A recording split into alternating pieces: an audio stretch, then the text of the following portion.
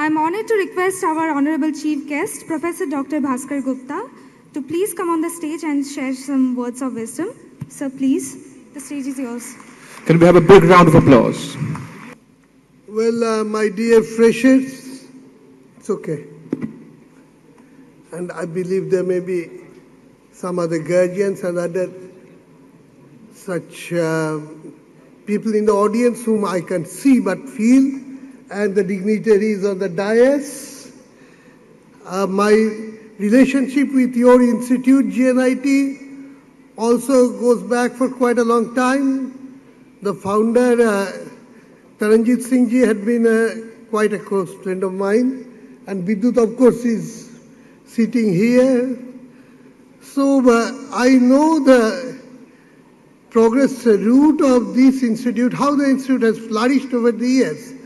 I can tell you, freshers, that you are fortunate that you are being admitted to an institute who value education, and that you'd understand through every step. It's just not a degree-producing meal. It's rather an education institute in the true sense. And as I have seen, well, the people leading the show always try to keep it like that. Now, just so that's why I think you should feel yourself to be fortunate. And if later on some of you after graduation wants to pursue post-graduation in my institute, you are always welcome. And of course, we take many students from GNIT during post-graduation. Now that you budding engineers are entering the community of engineers, just a small piece of advice for you. Please remember that engineering is an applied science. So engineering cannot be learned only within the classroom. Laboratory is no less, if not more important. So keep that in mind and give its due importance. You have to be conversant with the equipment, with the hardware, I mean, not just the software.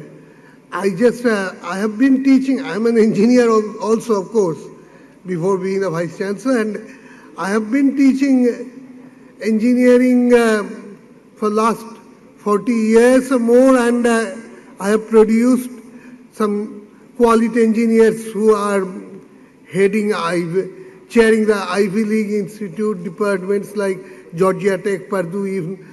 But I am telling you, without the laboratory exposure, you are not an engineer. I am just telling you an anecdote from my teaching experience. While I was a young teacher, at the time I was naughty too, so I played some pranks. I found that one of the students is extremely, by the way, I taught electronics and telecommunication engineering. One of the students was extremely scared of the laboratory setup. He wanted to tried to avoid laboratory experiments whichever way it's possible. I mean, dodging it by some excuse or other. So one day I thought that something has to be done. I just charged up a polarized capacitor. You'd be exposed to all those, of course. That gets charged just to 25 volts. Very small potential. In fact, nothing happens with that. I play with capacitors charged with a much higher voltage, but I charged it, and suddenly in the laboratory, as if it's falling down from my hand, I just went to the boy and said, hey, keep it. It's falling down. Take it right now. He was shocked. Oh, sir. But I found that his fear of equipment, his fear of laboratory went astray. That died down on that very day. And he also became a very good engineer. So if you want to be good engineers, please remember this simple piece of advice from an old man, from an old teacher of engineering. Don't neglect your laboratories. Theory is okay, simulation is okay, everything, but that will never give you the true picture which you'd require to be a true engineer. With these few words, I welcome you to the fraternity of engineers. Oyamarambha Shubhaya Bhavatu. Let the beginning be auspicious for your journey to a great career. Thank you.